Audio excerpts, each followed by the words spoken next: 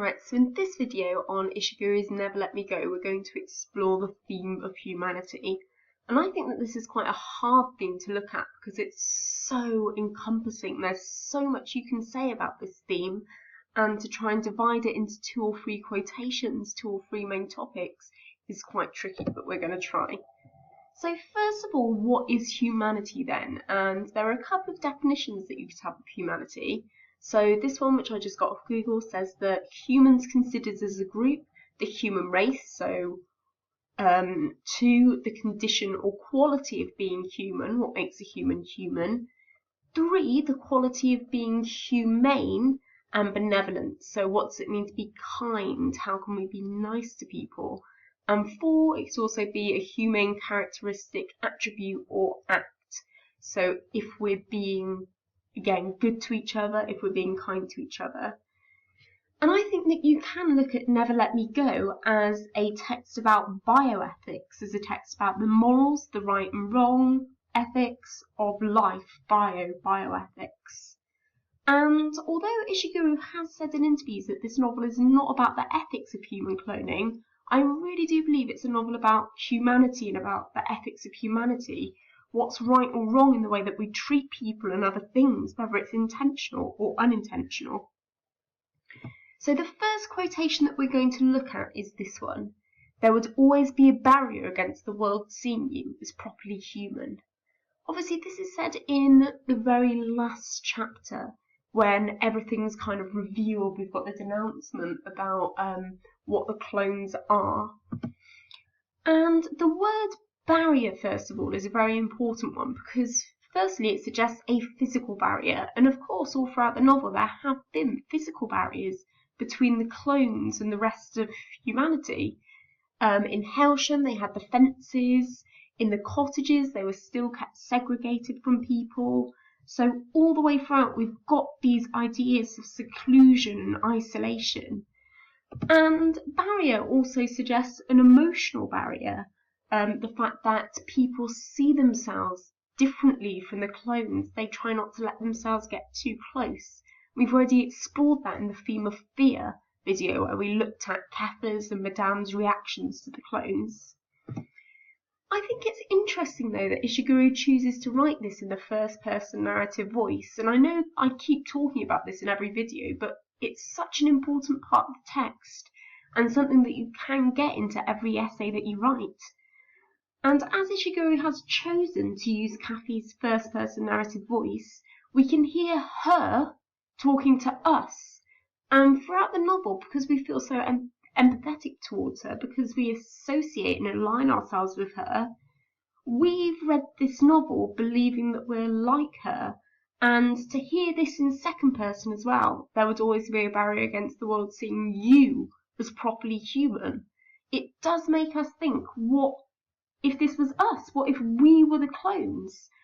And because this novel is a Bildungsroman, so Bildungsroman is a novel that tells the story of someone growing up, their emotional, their educational development, because we've seen through Kathy's retrospective memories her growing up, we have kind of believed that Kathy was human, we've believed that she's like us. And when it's revealed in this very last chapter that they aren't human, that they're clones, we do get a bigger sense that this is more of a dystopian novel. The fact that we've got this society where things are different, where things are badly different, and we do get that sense, whereas before I think it's quite easy to forget that this is a dystopian text. And through all these devices that Ishiguro uses, it makes us, as the reader, question, what does it mean to be human? What is humanity? Are the clones not human? We've seen them growing up as human. We've seen their fights, or Kathy and Ruth's fights. We've seen them going through the same things that teenagers go through, the fallings out, the fights, the love, the lust. We see all this. And it does make us question, what does it mean to be human? Second quotation then, Miss Emily describes them, the clones, as lucky pawns compared to others in deplorable conditions. Obviously, she's using this metaphor. She describes them as these pawns. Pawns, if you don't know, are the smallest pieces in a game of chess. There's loads and loads of them, and you use them to kind of advance your game. So she uses this metaphor which suggests that they're inconsequential, that they don't matter as much, that they can be. Pawns are quite often sacrificed for the good of the rest of the board, and obviously these clones are sacrificed for the good of the rest of humanity. We also see, so that's obviously the connotations of pawns. This quotation also makes us think about the setting. So we've obviously heard through Kathy's point of view and heard about Hailsham, but the fact that she's a lucky pawn compared to others in these deplorable conditions. And obviously things like the Morningdale scandal are mentioned in the text. We don't really go into them, but we hear about them. And it makes the reader question, okay, if Kathy and her friends have grown up in not the best condition, we're going to have a think about this in the next slide, but they have grown up and they have been segregated. They've been in the cottages, they've been left on their own to fend for themselves quite a lot. And if they're the lucky ones, what must these others in deplorable conditions have going on for them? And this quotation links really nicely with these two as well. So in this same chapter, Miss Emily says to them, "Poor creatures, what did we do to you with all our schemes and plans?" And in this again, we see this metaphor. She doesn't really refer to them as children. She doesn't refer to them as people. She refers to them here as creatures. In that previous quotation, pawns.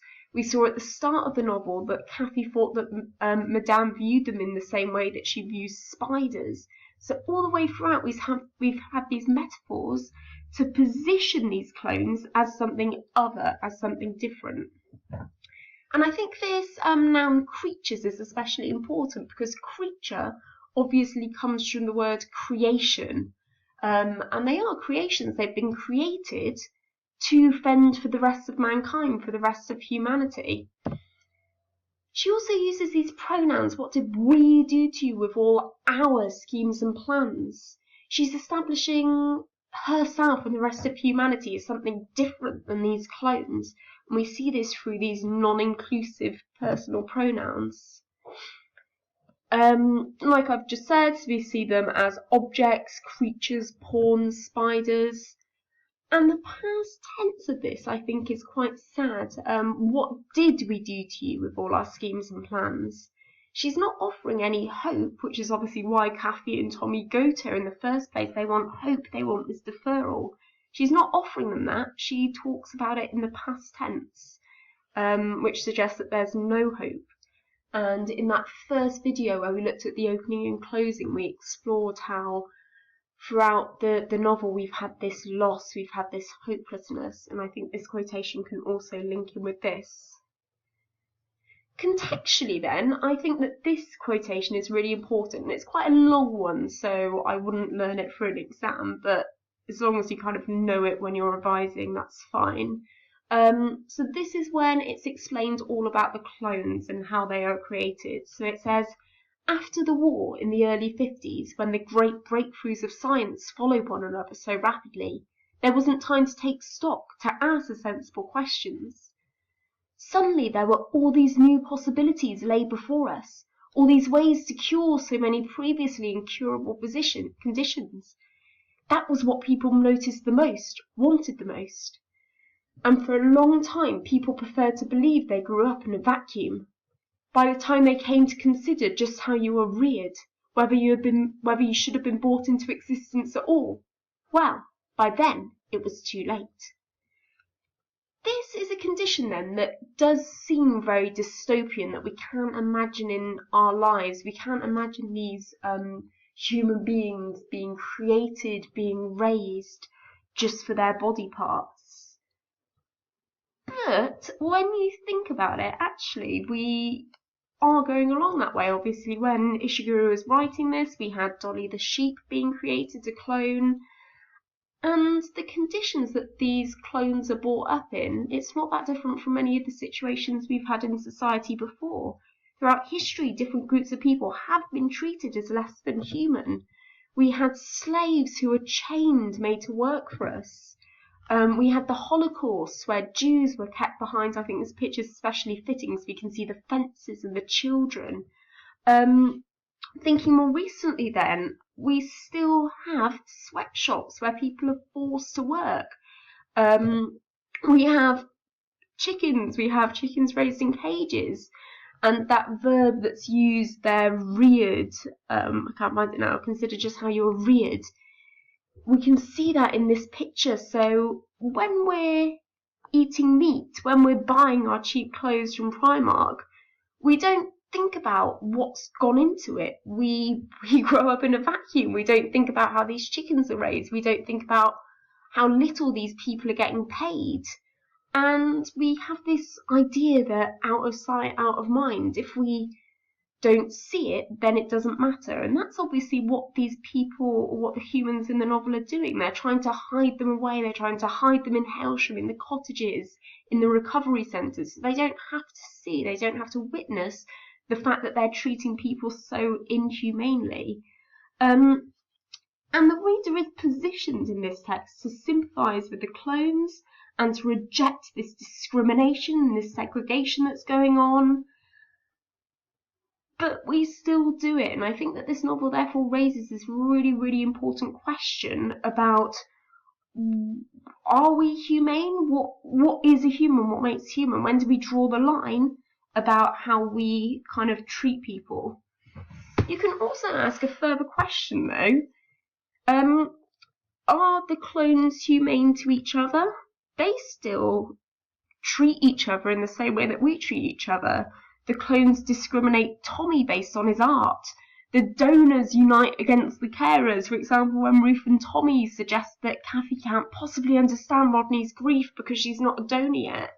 So is Ishiguro using this novel to suggest that humans are naturally inhumane?